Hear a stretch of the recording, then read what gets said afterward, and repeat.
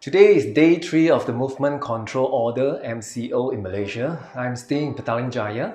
Hi, my name is Jason Tong. I feel the pain, I feel the suffering, I feel being restricted, I feel very restless for the past few days. And mothers, I'm sure you feel more pain than me because I do not have children. I can't say that I fully understand your position and your feelings, but I want to say that I can empathize with your feelings. You need to play so many roles now. Firstly, as a mother. Then as a homemaker, you need to make sure the home is well taken care of and well managed. And you need to play the role of the chef. You need to think of what to cook. You need to plan, buy, cook, probably wash. And you need to think for the next 11 days at least. And you need to play the role of the wife to help your husband. More so if your husband is in the essential industries that he will be still going to work on a daily basis. You are worried, you are anxious, you are angry sometimes with your kids for being noisy and non-compliant to house rules. You sometimes will feel lost because you don't know what to do, and confused because you don't know what is the right thing to do, how to manage the children, and so on and so forth. So I can empathize with you. Human beings, we do not like change, including myself. Whether it's a negative change or positive change, we try to abstain. We do not welcome change into our lives. That is human nature. And now we are in a whole new world. It's totally changed. If we want to adapt, we want to do reasonably well in the next 11 days, we have to learn a few strategies in order for us to pick up, accept and adapt as fast as we can. So in this video, I want to share 3 strategies that I feel it's very important for all mothers especially, in order for you to be able to go through this in a very positive and strong manner. Now the first strategy is to find acceptance. This is a whole new world. It has happened. The coronavirus has started in Wuhan couple of months back, and now it has spread to the whole world, including Malaysia. Malaysia, as at yesterday, has more than 900 cases already, and that is the past. Every day we see an increment in the number of cases, but all these are beyond our control. If there is something within our control, it's only our thoughts and our actions. Those things that are beyond our control are the things that gives us the negative stress, that makes us worry about the future, that makes mothers so anxious in this period of time. So first of all, find acceptance to the situation. Coronavirus, it has happened beyond our control. Find acceptance to that. That is already the past. Accept the past. If you are not able to accept the past will haunt you. You'll be worried because of something that has already happened. But unfortunately, the past is something that we can't change. It's beyond our control. We can't do anything about it.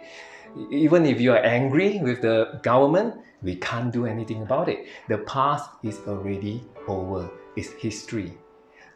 Start today, think about how you can find acceptance to the whole situation of the coronavirus. The second strategy is to face your fears. Every one of us, including myself, we have different fears, different worries, different anxieties in this period of time. For myself, for example, I'm fearful of not able to resume my business because I run training centers. I'm worried that this MCO will continue, or worst case, it become a lockdown.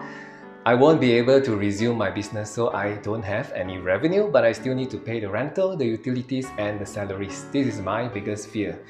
You also have your fears. You might be worried about, what if I need to manage my kids for another 2 more weeks? That will be horrendous, am I right? So these are all your fears.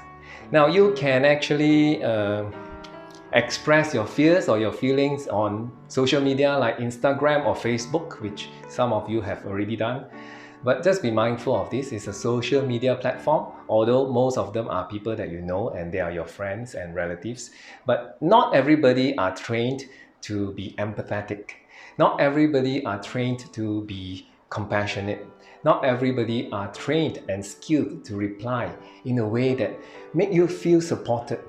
What I will encourage you to do is to use a journal.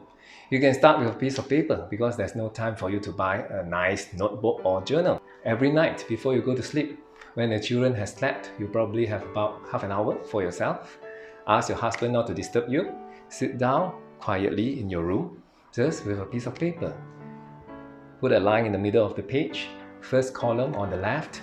Write down all your feelings, your fears. Face them on paper. Express it on paper. You can write things like, I feel super stressed today because my children do not like my cooking. I feel very angry with my husband because he went out to drink with his friends at the Mamak. I feel very worried about my husband if he continues going out with his friends. On this side, write the title Gratitude. Think about all the things that you are grateful for on a daily basis. You probably are grateful for the safety of yourself and your children. You probably will be grateful if your children says, Mommy, I love your spaghetti, please cook more. So you can write, I'm grateful that my children like my new style of spaghetti and they ask me to cook more. So one side facing your fear, second side expressing your gratitude. Hopefully it will help you balance up your negativity and positivity. And the third strategy is to find support.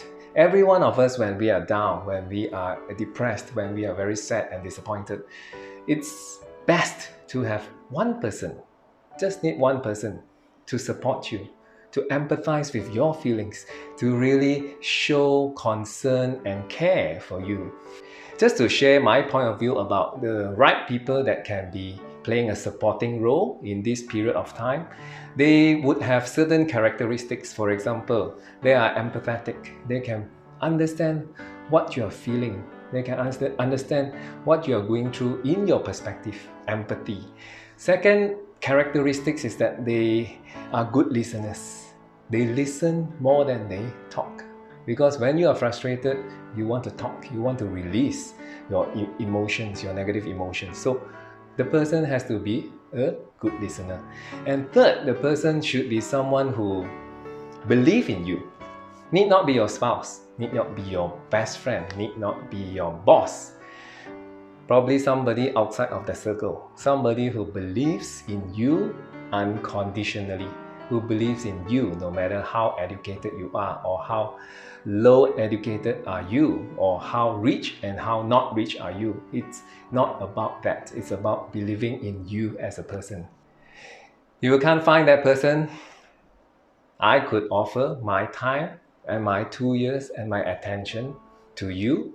Give me a WhatsApp message first, and then we'll set a time for you to give me a call, and I'll do my best.